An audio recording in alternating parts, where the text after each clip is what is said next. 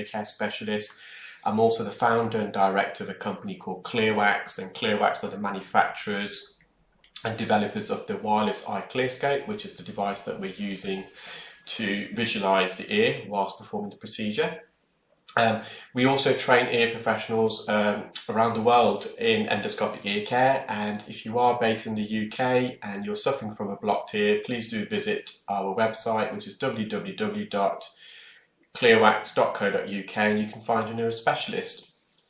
So we have a client here who attended with bilateral occluding earwax and also dead keratin. The patient was a bit elderly and his head wasn't as steady as one would like, really, so we're having to, whilst performing the procedure, having to mitigate for any sudden head movements made by the patient. I think partly the patient was a bit nervous at the beginning of the procedure, but as the procedure went on, he became a bit more comfortable and less anxious. We can just see how much head shaking there is at the moment, and obviously we're inside the ear canal, so we have to be very careful and delicate. We don't want to be grazing the side of the ear canal or causing any trauma to his eardrum. And it makes it even more difficult when we're going very deep in his ear, like we are here, because there is some wax directly impacted on his eardrum, and he has got a lot of dead skin. With dead skin like this, you try and remove as much as we can, because this type of dead skin can get infected and cause infections and erosions of the ear canal. So you can just see we're just very gently and delicately removing this wax off the eardrum.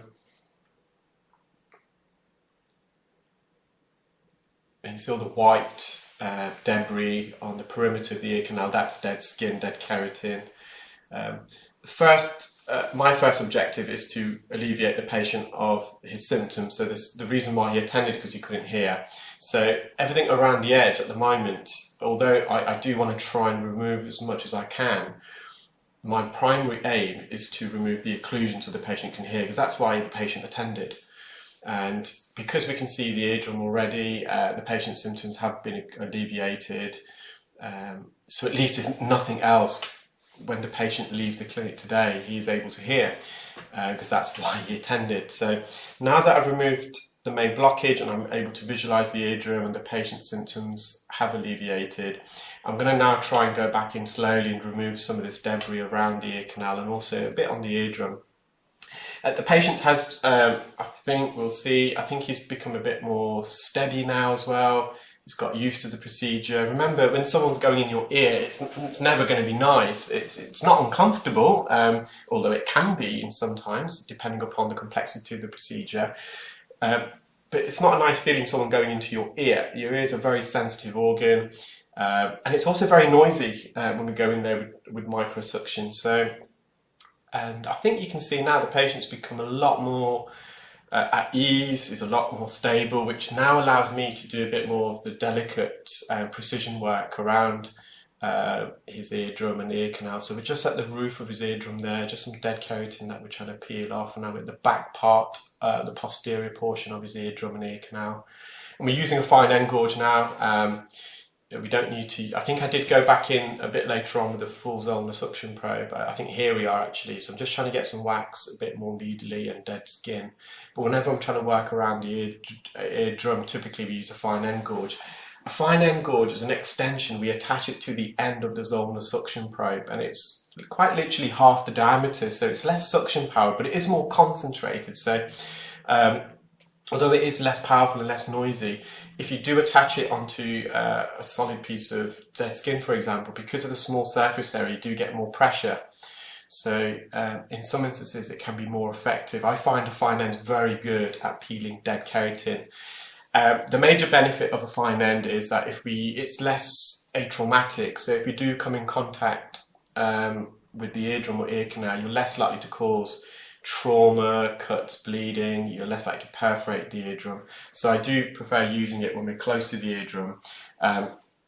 And also, when the ear's clear and we're close to the eardrum, the fine end does emit less suction noise, so it's not as noisy for the patient, so they're more at ease. And you're less likely to cause temporary threshold shift or permanent threshold shift, which is a permanent hearing loss or temporary hearing loss due to the noise exposure.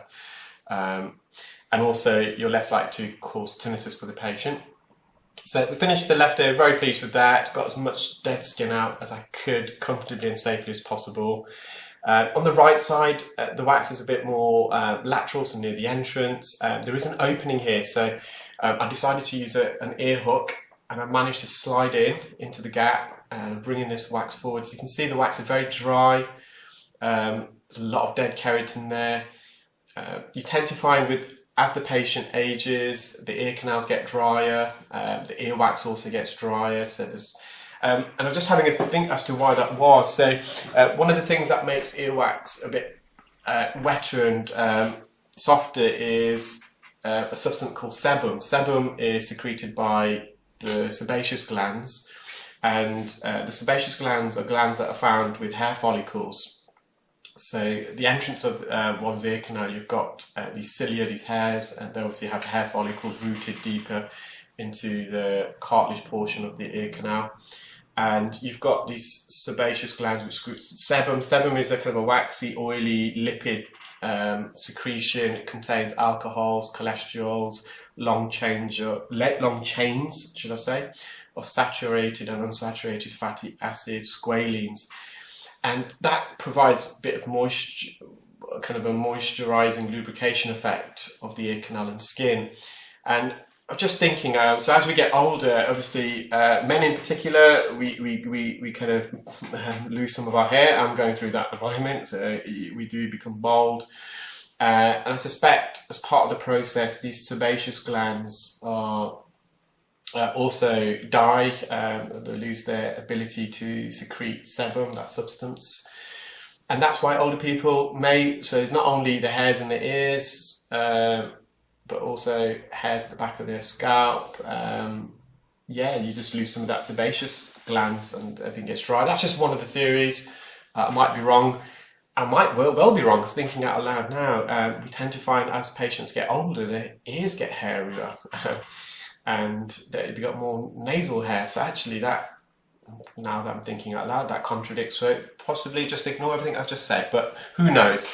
But yeah, generally older patients have dry earwax, dry ear canals, just like this patient. That's all the wax I extracted from both ears, so 314 milligrams. I hope you enjoyed that video, guys, and I hope you enjoyed me thinking out loud, trying to figure out more stuff about earwax. Earwax is kind of understudied. However, in the last couple of years especially, there's a lot of research going into earwax, and it's believed that earwax can be a sensor almost to detect stress levels. So cortisol is a hormone that's secreted when you're stressed, and one of the most accurate ways it is believed now to detect cortisol levels is to take a swab of your ear and earwax, and then they can analyse to see how much cortisol is there. Anyway,